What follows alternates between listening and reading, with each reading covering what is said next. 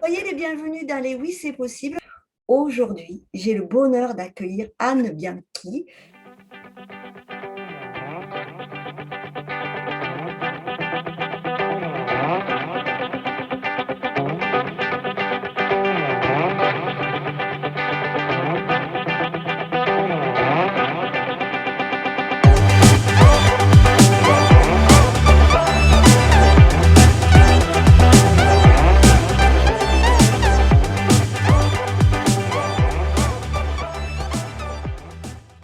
Soyez les bienvenus dans les Oui, c'est possible, où je vais à la rencontre de personnes inconnues, connues, des êtres humains qui ont osé créer leurs rêves, osé être eux-mêmes, transformer tout ce que leur propose la vie en cadeau pour eux-mêmes et surfer sur la vague.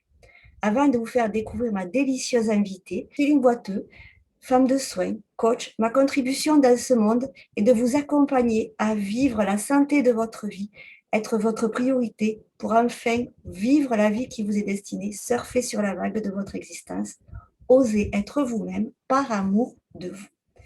Aujourd'hui, j'ai le bonheur d'accueillir Anne Bianchi, enseignante de Kundalini Yoga et sexothérapeute. Elle est également fondatrice de Satnam Montmartre, située sur Paris, et accueille des cours de yoga, des accompagnements thérapeutiques et des soins holistiques. Journaliste de formation, elle a travaillé dans la presse féminine où elle a créé et dirigé le magazine Bi au sein du groupe Lagardère. En 2014, elle ressent plus, ça vibre plus, et elle se recrée. Et elle dit dans son site une phrase qui est très belle. Ce n'est pas la vie qui importe, mais le courage que vous y mettez. Voilà. Salut Anne. Bonjour Céline, Comment vas-tu? merci. Merci pour cette introduction. C'est émouvant presque d'entendre tout ça. Ben, c'est Mm. toi, et tu vas nous le raconter, tu vas te raconter pour nous inspirer. Alors, en quelques lignes, j'ose dire, c'était quoi réellement ta vie d'avant? Et Mm. qu'est-ce qui s'est passé pour que tu bascules sur autre chose, de Mhm. nouveaux horizons et dire oui, c'est possible? Euh, bon, alors déjà, merci de me recevoir. Alors déjà, avec le recul, on a toujours l'impression que tu parlais de 2014, on est en 2021, donc ça fera 7 ans cet été que je pourrais dire que voilà, cette articulation s'est faite. Et c'est vrai que 7 ans après, j'ai l'impression que ça a été très vite. Mais en fait, ça ne s'est absolument pas fait du jour au lendemain. Il a fallu des années et des années chez Lagardère, qui est un grand groupe où je pense comme beaucoup de gens, je me sentais plus à ma place. Évidemment qu'il y avait quand même des choses qui me plaisaient dans mon travail, mais voilà, je me sentais un peu coupée en deux, pas à ma place, déconnectée de moi-même. Je crois que c'est ce que ressentent beaucoup de gens, en tout cas beaucoup de gens que je rencontre en thérapie ou dans le yoga. Mais c'est pas toujours si facile. Une fois qu'on s'est dit ça, de dire qu'est-ce qu'on fait? Moi, j'élevais seule mes deux enfants. Chez Lagardère, j'avais un poste fixe. J'avais un salaire qui tombait tous les mois. J'étais journaliste depuis 15 ans. Donc c'est quelque chose que je connaissais malgré tout. Donc je me disais, de toute façon, c'est comme ça, il y a des hauts, il y a des bas. Et puis, j'arrivais pas à prendre la décision de partir. Donc tu vois, tu parlais de cette phrase qui est magnifique, qui m'a beaucoup émue. C'est pas forcément voilà, la vie qui importe, mais le courage qu'on met dedans et le courage qu'on a à certains moments. Mais en fait, parfois, on a du courage, mais on s'en rend même pas compte. Et je crois que l'articulation, ça a été juste qu'à un moment, je n'en pouvais plus. Et ça, je me le répétais souvent, je le répétais à beaucoup de gens autour de moi, mais je ne voyais aucune sortie sortie de secours, j'allais dire. Non. Oui, parce que je pense que d'une certaine manière, j'étais en danger. J'étais même en danger physiquement, au niveau de ma santé, etc. Et puis, à force de nourrir ça, et puis de faire un travail sur moi, et de me dire, bon, déjà, prendre conscience que c'est plus cohérent, c'est beaucoup. J'ai eu un petit coup de pouce de l'univers, et puis ce groupe Lagardère a vendu différents magazines, dont le mien. Donc là, donc au début, c'était une catastrophe de l'annoncer à mes équipes, et même pour moi-même, de me dire, bon, bah, tout s'arrête, il y a une vente, tout ce travail qu'on a fait, voilà, ils vendent. Je l'ai pris, enfin, comme beaucoup de gens, au début comme une sanction. Donc parfois, les bonnes nouvelles, c'est aussi une chose que j'ai appris, elles sont déguisées en mauvaises nouvelles. Elles arrivent dans notre boîte aux lettres comme une mauvaise nouvelle ou comme une épreuve. Sur le moment, on voit pas. C'est ce que je dis toujours, quand vous traversez une tempête de sable, sur le moment, vous voyez rien. C'est une fois qu'on est sorti de la tempête qu'on comprend éventuellement le sens. Donc sur le moment, je me suis dit, Pouah, c'est terrible, voilà, quelle sanction, la fin d'une aventure comme ça, une vente. Et puis en même temps, je me suis dit, c'est peut-être le petit coup de pouce du destin dont tu avais besoin, puisque je voyais pas de sortie. Et je me suis dit, allez, prends la porte, c'est le cas de le dire. Prends la porte, prends cette sortie. Mais tu sais, c'est comme la porte dans certains immeubles de sortie, la porte d'incendie, mais en fait, tu sais pas où tu vas. Donc peut-être que j'ai eu ce petit courage à ce moment-là de me dire, je prends cette porte sans savoir où je vais.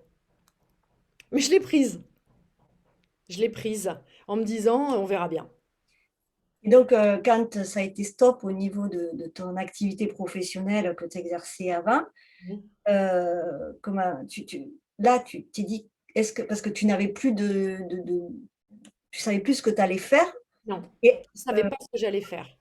En oui, fait, je le dis dans la vidéo, je ne savais que ce que je ne voulais plus. Donc en fait, tout le processus que j'ai vécu, c'était d'enlever des choses qui n'allaient plus. C'était pas choisir encore des choses qui allaient. C'était pas dire oui à un projet. Et c'était dans tous les domaines de ma vie, hein. C'était dans tous les domaines de ma vie. Je me suis séparée d'abord du père de mes enfants. Et ça a été, bah, comme toute séparation, comme toute rupture, douloureux. Il y a eu un deuil. Avant une reconstruction, il y a cette période de toute façon de deuil, hein. Quoi qu'on quitte, quoi qu'on laisse, c'est très important. Donc non, je savais rien. Je savais que je ne voulais plus de ce milieu-là. C'était pas le métier de journaliste en tant que tel dont je voulais plus. C'était pas écrire. C'était le système d'un grand groupe, les chiffres toutes les semaines, la pression euh, qui ne me laissait absolument aucune respiration en fait. Donc c'était ça. Donc j'ai dit non. Et effectivement, mais je ne savais pas à quoi je disais oui. En fait, je disais oui à rien à ce moment-là. c'est ça. Donc je ne savais pas du tout que je serais aujourd'hui, comme tu l'as dit, enseignante de yoga et sexothérapeute. Je n'en avais aucune idée. Aucune idée. Peut-être que au fond de moi, il y en avait déjà un désir, mais ce désir, il n'avait pas encore eu le temps d'émerger, puisque de toute façon, il n'y avait pas de place dans ma vie pour que quoi que ce soit de nouveau puisse émerger. C'est super beau ça. Il n'y avait pas de place dans ma vie pour que quoi que ce soit de nouveau puisse aimer. Non? Parce que parfois, on a tellement peur de perdre qu'on garde, qu'on accumule, parce que perdre nous fait peur. Mm. Ça nous renvoie, je pense, à notre plus grande peur existentielle parfois, qui est voilà, d'être abandonné, de mourir. Donc, on a toujours peur de perdre. Et voilà, et comme dit ce dicton populaire, on sait ce qu'on quitte Mais oui, et on sait pas ce qu'on trouve. Donc, cette articulation-là, elle est délicate. Elle est difficile. Euh, il faut du temps, il faut faire de la place pour que tout à coup, là, je suis en jeûne depuis 10 jours. oui. Donc là, tu nous reçois dans une clinique où tu es un jeune. Et d'ailleurs, merci beaucoup. Ouais. Eh ben, c'est un peu pareil. Quand on jeûne, on ne mange plus. Donc, on fait de la place d'une certaine manière. La place qu'on donne au repas, la place qu'on donne à cuisiner, à faire les courses, la place dans le corps que prend l'alimentation, la digestion, l'énergie que prend la digestion. À chaque fois que j'ai fait un jeûne, une nouvelle idée, une nouvelle impulsion, une nouvelle direction s'est dessinée. Bah, c'est un peu pareil dans la vie. Si tout est bouché, ça va être compliqué que quelque chose d'autre arrive. Que le flux arrive, oui. Ouais. Donc, c'est vrai que j'ai un jour dit ça à mon thérapeute, je lui ai dit, mais c'est terrible, ma vie aujourd'hui, je fais que dire non. Je dis non à un travail, j'ai dit non à un mariage, et j'allais en fait de rupture en rupture, et il m'a dit, garder la foi, c'est le processus. Et j'oublierai jamais cette phrase parce que ça a été l'articulation. Et c'était difficile. Donc j'ai commencé à faire du yoga tous les jours pour m'aider Ouais. bah, à gérer quand même plus de travail, pas savoir ce que j'allais faire. Les gens autour de moi qui sont très occupés, en plus dans le milieu où j'étais, on aime bien être très occupé, avoir plein de projets, ne jamais avoir un espace vide. Donc, ils disaient, qu'est-ce que tu vas faire? Et je disais, ben rien. Et les gens étaient terrorisés en fait et tournaient les talons et allaient chercher une autre conversation qui les renvoyait moins au vide. Mais bon, j'étais bien accompagnée. Je crois que c'est important d'être bien accompagnée. J'ai eu des petites phrases comme ça. J'avais deux thérapeutes, un homme et une femme. Et puis ça a été un peu, voilà, mes appuis. Je me suis appuyée sur eux. Je crois que de toute façon, dans tout processus de deuil, c'est ce que je dis souvent à mes... quel que soit ce qu'on quitte, jusqu'à effectivement que ce soit le deuil de quelqu'un, mais euh, sur quoi je peux m'appuyer? Où sont mes appuis? Mais même quand on fait une posture de yoga et que je dis mettez-vous debout, mettez-vous à quatre pattes, mettez-vous sur une main, sentez vos appuis avant de partir dans l'exercice. C'est très important. Et à ce moment-là, la pratique du yoga, et notamment Kundalini, mes thérapeutes, certains amis, il y en a beaucoup qui ont disparu, mais en fait ça a fait de la place aussi. Ça a fait un écrémage. Bah, je me suis appuyée sur ce qui était là, ce qui était solide en fait. D'ailleurs, tout ça, ce sont restés des appuis solides. Et donc, ça se fait pas en un jour. Et puis, de fil en aiguille, Alors voilà, justement, de fil en aiguille, de fil en aiguille, c'est la porte, ouais. tu t'es reconstruite, tu t'es remis au centre de ta vie finalement. C'était Oui, certainement. C'était une grande introspection. Ouais, ouais. Et puis, et le déclic alors pour commencer ce nouveau chapitre de ta vie de sexothérapeute, enseignante de yoga, ça a été quoi ce déclic? À un moment donné, qu'est-ce qui s'est il n'y a passé? pas eu de déclic. En fait, c'est beaucoup plus subtil que ça, parfois. Le yoga était dans ma vie depuis mes 17 ans. J'étais partie sac à dos en Inde à 17 ans. Mais à l'époque, bon, voilà. En fait, il y a parfois des choses qui sont là, mais qu'on ne voit pas. C'est comme voiler. Donc, j'ai toujours le travail de la thérapie, c'est on retire des voiles. Donc, en fait, il n'y a pas eu un déclic, il y a eu un voile qui s'est retiré, un autre voile. Comme je te dis, j'étais coupée de moi-même. Donc c'était une accumulation de voiles ou de tentures. Et en retirant une, puis deux, puis trois, tout à coup l'idée s'est fait jour. Pareil, la thérapie par le... Ça c'est la vie, hein, c'est les histoires de la vie, voilà, ce que je devais vivre. Moi j'étais en thérapie depuis que j'avais 15 ans. Donc au début, c'était, bah, je pense dans un premier temps, même pour arriver à survivre à certains événements, à continuer l'histoire. Après, pour me soutenir. Bon, après, pour différents moments de ma vie, je retournais voir un thérapeute. J'ai toujours fait, voilà, plus ou moins ce travail. Donc en fait, le yoga et la thérapie, c'était déjà dans ma vie. Mais pas dans ce sens-là. Dans le sens où ça m'apporte quelque chose. Et puis, je me suis mise à pas mal écrire. Peut-être qu'il y a eu un moment où vraiment je suis partie toute seule. Bah, je suis partie jeûner. Alors peut-être que c'est ça, ce déclic. En 2015, pile un an après mon départ de la Gardère, je venais de revivre une rupture amoureuse. Donc je me disais, bon, décidément, il n'y a rien qui va. Rien qui va. Et donc je me disais, t'as plus de mari, t'as plus de boulot. Là, il y avait une histoire d'amour qui s'était réamorcée et j'étais amoureuse.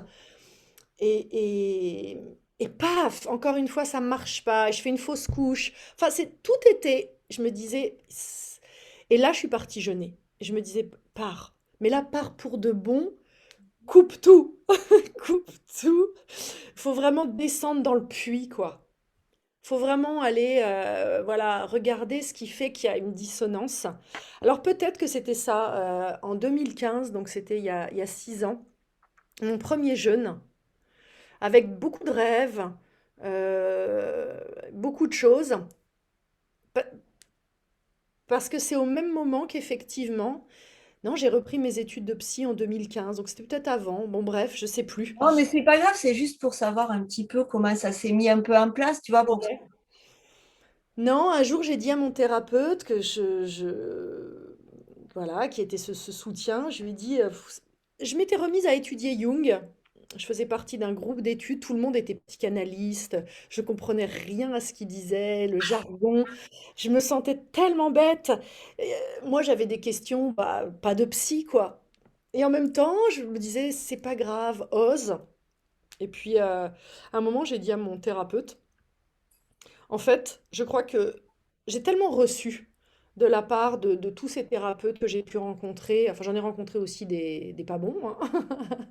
Mais globalement j'ai tellement reçu que je crois qu'aujourd'hui en fait j'aimerais faire ça, en fait j'aimerais basculer de l'autre côté et transmettre maintenant ce que j'ai reçu en fait, ce que j'ai reçu, pouvoir le partager.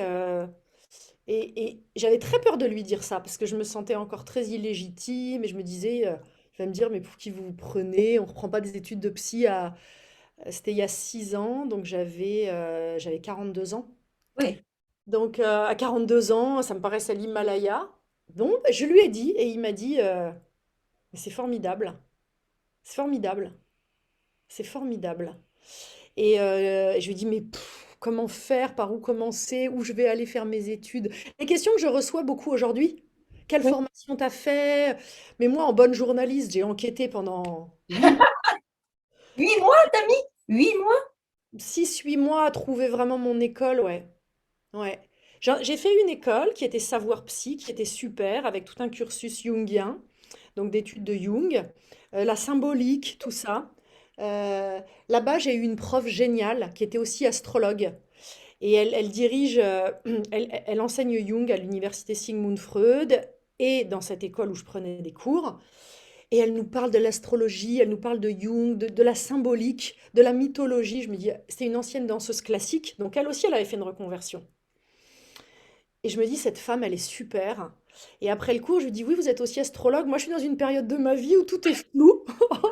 Je suis dans, je suis dans le flou total, sur un espèce de pont de singe comme ça, une passerelle. Je m'accroche tant bien que mal à ce que je peux, mon yoga, les études que je fais, les cours que je fais, comme ceux que je fais avec vous, ça me nourrit, mais je sais pas où aller. Donc, est-ce qu'on peut faire une séance d'astrologie? Pourquoi pas? Et je suis allée la voir, et en fait, cette femme, elle m'a dit, elle m'a décrit toute la vie que j'ai aujourd'hui. Vous allez être entouré de plein de femmes, vous allez transmettre. Et à la fin de la consultation, elle m'a dit, regardez le site de cette école qui s'appelle Indigo. Regardez, vous verrez si ça vous parle. Je suis rentrée chez moi et je suis allée sur Internet, j'ai regardé l'école et il y avait ces mots existentiels, spirituels, sexuels et émotionnels. C'était comme 4 piliers, comme ça, les émotions, la sexualité, la spiritualité, puis l'existence, le tout, hein, le Tao aussi. Nous, on appelle ça dans Kundalini Yoga. Et ça m'a parlé, en fait. C'était simple. Ce que je voudrais dire aux gens, c'est que la simplicité, c'est vraiment le langage du cœur. Et que, en fait, ça doit être simple. Une relation amoureuse, l'amour, c'est simple, en fait. Euh, mais bon, ça n'avait pas été simple pendant longtemps avant. Voilà. Oui, mais là, ce que je veux dire, c'est que c'était simple. Ça m'a touché, ça a résonné, c'était quelques mots. Ça a vibré, oui, tout à fait, on peut dire ça. Et puis j'y suis allée, et puis voilà, puis je me suis dit, bah allez, hop, on y va. Et j'ai fait ces 4 années d'études où c'était parfois très difficile, mais j'ai jamais douté parce que c'était simple. Et du coup, tu fais 4 ans d'études. Donc, 4 ans d'études dans lesquelles, en parallèle, donc j'ai ma pratique de yoga qui est quotidienne. Et puis là, je me dis là aussi, j'aimerais bien devenir plus autonome. Et ça, c'est un mot important aussi.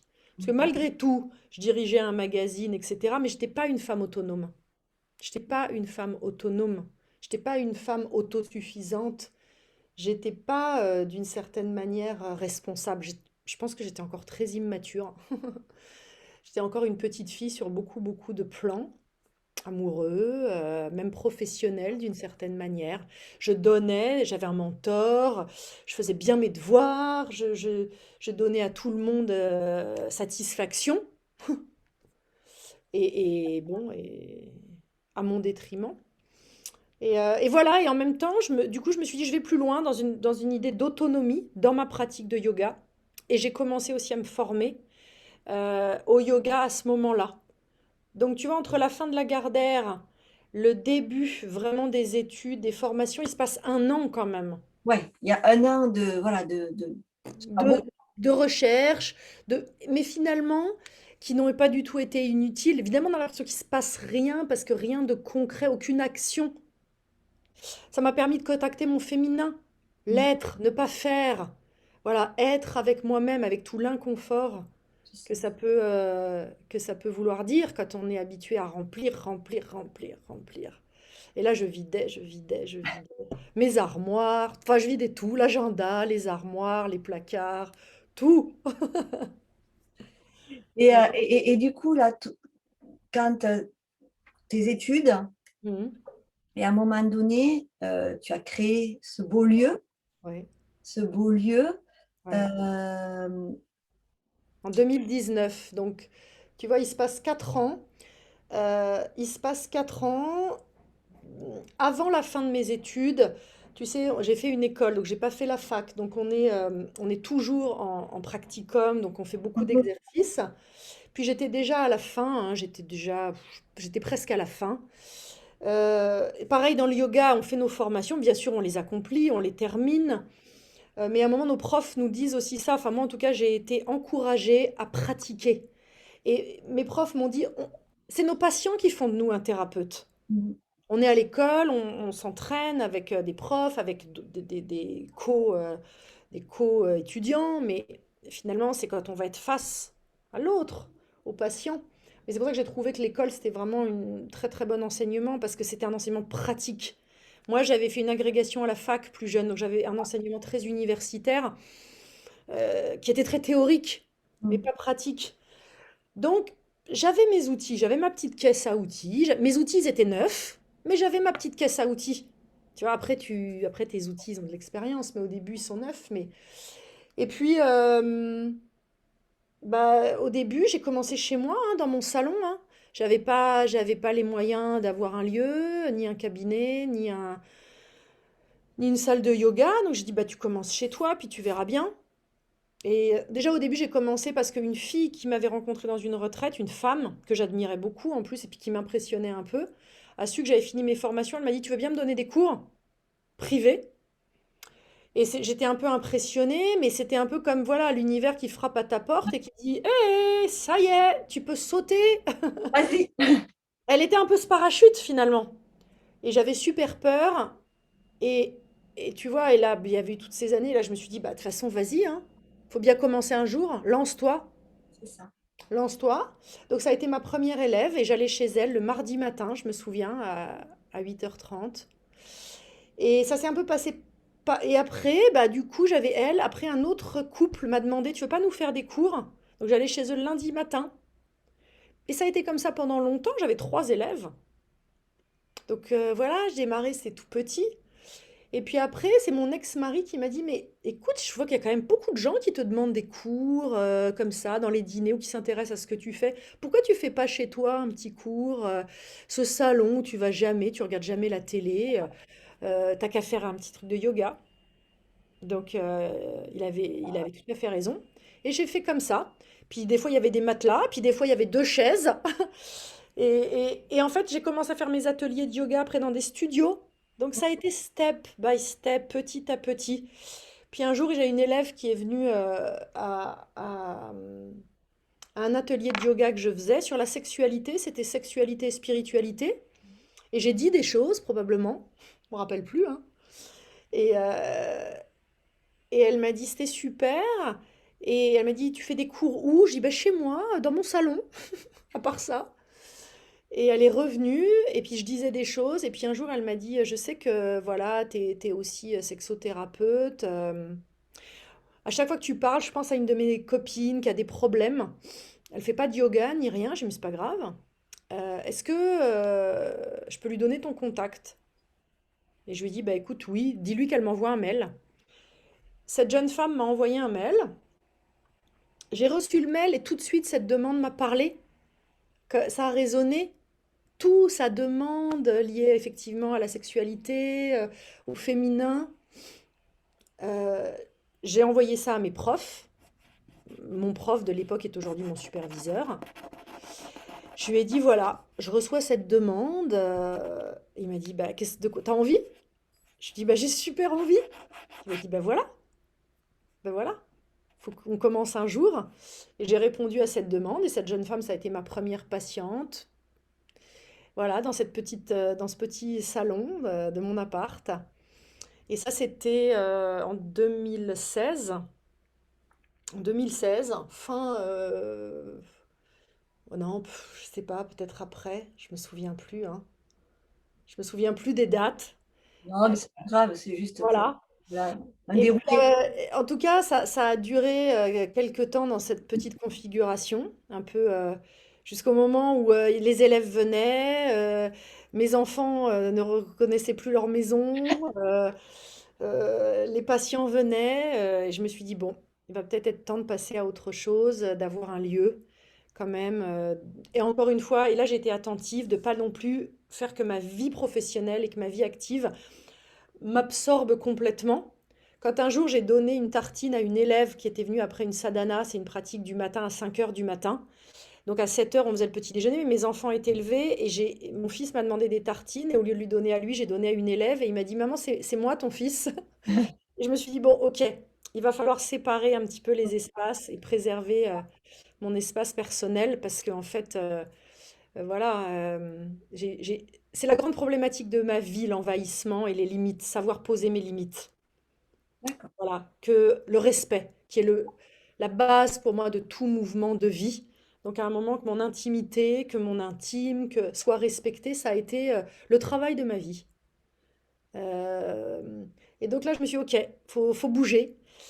Et là aussi, j'ai cherché pendant longtemps et j'ai visité des tas de trucs, c'était trop cher. Après, je les avais pas parce que je démarrais, donc j'avais pas de salaire. Donc parfois, on me demandait des loyers, je pouvais pas. Et puis, dans la maison où j'habite, ma sœur avait un appartement, mais elle l'avait quitté pour s'installer à la campagne. Elle le louait à un couple de copains à nous. Puis de fil en aiguille, c'est drôle, c'était encore une fois, j'étais en jeûne au même endroit ici, en 2018. Et je lui ai dit, tu sais, je trouve aucun lieu. Puis en fait, j'ai pas envie de quitter cette maison. Et je te demande rien, enfin, mais pas de traitement de faveur, mais je reprendrai bien cet appartement pour en faire mon lieu de yoga, de thérapie.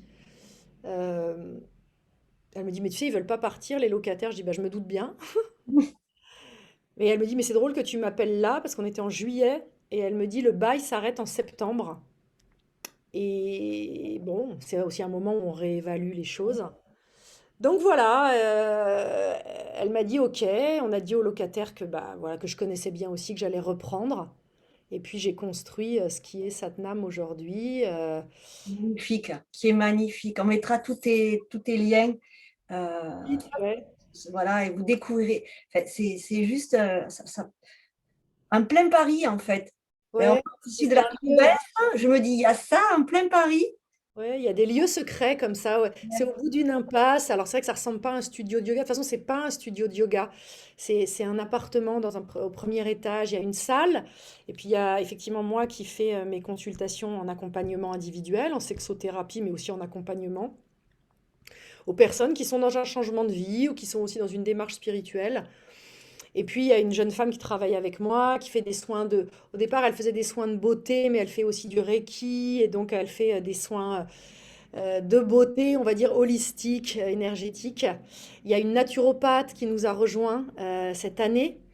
Il y a plein de thérapeutes, de healers, j'allais dire, euh, français ou étrangers, parce que moi j'ai fait toutes mes formations à l'étranger, qui viennent, des chamans. des yogis.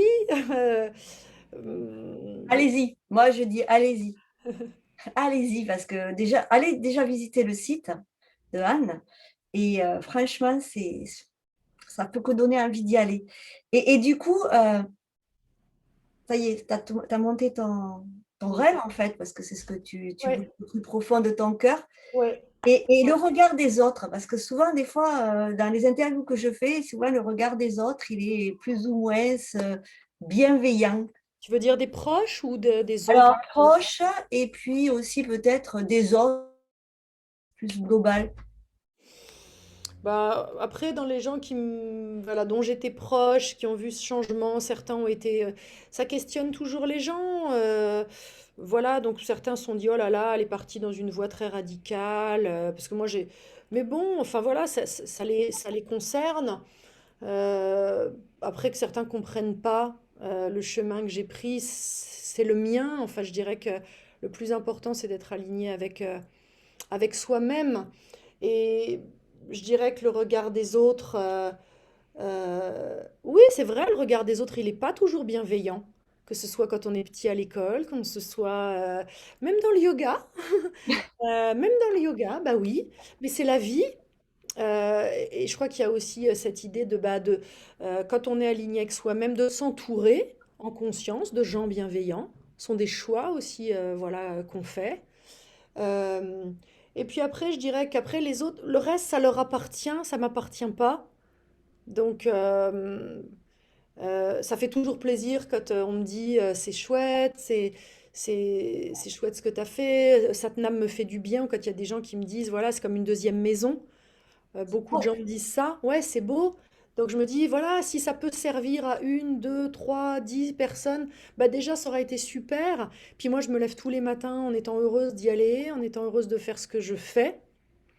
Donc en étant heureuse. Alors on n'est pas toujours 100% heureux. Il y a des jours où, voilà, j'ai toujours pas retrouvé d'amoureux. Mais bon, j'ai été bien occupée. voilà. Et puis aujourd'hui, ça ne me manque plus. Enfin, c'est plus une question de manque. J'en ai plus besoin. Non, C'est un désir. c'est C'est un ça. désir. Voilà, donc je suis plus du tout au même endroit. Euh, voilà, j'avais tout ça à faire moi-même. J'avais tout ça à vivre. Voilà. Et Comme cette donc, solitude aussi, j'avais à la vivre. Voilà, je le sais. Et au final, cette solitude qui a pu peser à certains moments, et ben, comme je disais tout à l'heure, aujourd'hui aussi, c'est un cadeau. Et que nos épreuves, toutes nos épreuves, euh, ont sont aussi des opportunités, ont des cadeaux pour nous entre leurs mains. Juste parfois, on ne le voit pas sur le moment. Donc je pense que la leçon de tout ça, c'est que maintenant j'ai appris à accueillir et à accepter. Et maintenant, ce serait même, j'irais vers une acceptation de plus en plus joyeuse. Tout ce que mon âme me propose, ça veut dire tout ce que la vie, ma vie, a à m'offrir, que ce soit épreuve ou que ce soit la fête. C'est ça la vie. c'est C'est ça. ça la vie. Le surf sur la vague, moi j'appelle ça. Oui, c'est tout à fait ça, c'est ça. Et puis moi, je fais du yoga Kundalini, c'est un yoga issu de l'école tantrique. Et donc ça nous apprend aussi qu'à tout mouvement d'élévation, il y a un équivalent mouvement de dépression. Mais pour nous permettre de redescendre, pour nous permettre de rester humbles, pour nous permettre de nous ressourcer, pour nous permettre de revenir en nous. Et puis on repart, et puis ça redescend. Et c'est ça les mouvements du masculin et du féminin. exactement. Mm. Et du coup, ouais, pour finir, quel conseil tu pourrais donner à ceux qui vont écouter ce magnifique interview, euh, et qui n'osent pas faire s'écouter, qui n'osent pas Mm. sauter le pas? Bah oui, c'est très difficile. Alors moi, j'ai souvent, les gens me disent, je ne donne jamais de conseils. Parce que euh, l'expérience de chacun, votre expérience vous appartient. Et elle est unique. Elle est unique. Donc ce serait peut-être effectivement, oui, d'écouter cette petite voix intérieure qu'on a parfois. Mais même quand on dit ça, c'est pas si facile de l'écouter. Euh, Mais ce serait ça, oui, effectivement, mon conseil, ce serait de s'écouter. C'est tout ce dont j'ai parlé depuis tout à l'heure, c'est ces appuis sur qui je peux m'appuyer. Ne pas avoir peur non plus de demander. Voilà, de demander. Oui, oser sortir de sa zone de confort. Et parfois, sa zone de confort, c'est un tout petit truc. Quel que soit l'âge qu'on a, faire quelque chose de nouveau. Mais un tout petit truc parfois. On commence par un petit truc. Voilà, c'est Pénélope, elle n'a pas fait sa tapisserie en 2 jours, hein. C'était... Non, mais voilà, donc on tire un fil au début. Donc c'est peut-être ça, c'est vraiment un pas après l'autre. Euh, oui, de faire quelque chose de nouveau, quelque chose qui nous fait du bien, prendre du temps pour nous, même si c'est pour ne rien faire. Même si c'est, je sais pas, un bain. Voilà, se donner du temps pour soi, parce que c'est de ce temps qu'on se donne à soi-même que va pouvoir émerger petit à petit cette petite voix intérieure qui va te dire, tiens, va peut-être voir ce qui se passe là-bas. Voilà, et puis les rencontres se font. Regarde, tu m'as rencontré par une vidéo. Comment Ouais. cette vidéo, elle est arrivée? Tout est vibratoire dans l'univers. Donc il faut ouvrir aussi. Il faut garder sa fenêtre ouverte, sa porte ouverte, son cœur ouvert. Euh, voilà. Quand le désir frappe à la porte, parfois, il frappe tout doucement. Bah, faut ouvrir. Faut ouvrir. Voilà. C'est magnifique. Je te remercie, ma belle Anne. Vraiment, quelle douceur dans ce monde en pleine agitation. Ça fait vraiment, vraiment, vraiment du bien d'avoir. En pleine mutation. Oui, Euh, et puis, tout ce qu'on fait pour soi-même, voilà, on le fait en fait, pour tout le monde. Hein. Le travail de guérison que j'ai pu faire pour moi-même, finalement, aujourd'hui, ben, bien sûr que ça, voilà, ça recircule. ça Donc, diffuse. ça part de nous, hein. On est d'accord. Ça part de nous. On dit s'aimer soi-même, s'aimer d'abord, s'aimer enfin, apprendre à s'aimer. On croit qu'on s'aime, mais euh, pas toujours, pas toujours. Inconditionnellement. Inconditionnellement. Donc voilà, commençons par être ce changement qu'on veut, voilà, qu'on veut voir Dans le monde, dans le monde, ce que disait Gandhi, ce que disait Marie-Madeleine. Mhm. voyons le changement que nous voulons voir dans le monde. Alors, ben, Ouais. On dit aussi très bien, comment voulez-vous que quelque chose change dans votre vie si vous ne changez rien, si vous faites toujours les mêmes gestes chaque matin? Donc, changez un tout petit truc. Si vous revenez toujours du boulot par ce chemin-là, prenez un autre chemin. Prenez un autre chemin. C'est tout. alors soyons le changement que nous voulons voir dans le monde. Ce Ouais. sera la phrase de la fin. Mm. Vous trouverez tous les liens de Anne sur Facebook, Insta, le site internet. Vous pourrez aller découvrir ce bel univers pour ceux qui ne le connaissent pas. Et ça vaut vraiment le coup. Merci, ma belle Anne. Merci, Merci à toi. merci vraiment du fond du cœur. Tu m'as nourri. Alors, je pense que tu vas nourrir autant ceux qui vont t'écouter. Nous, on se retrouve très bientôt Ah pour un oui. prochain, invité. Et merci, Anne. Merci beaucoup. Merci, merci à tous. Merci Céline. Au revoir.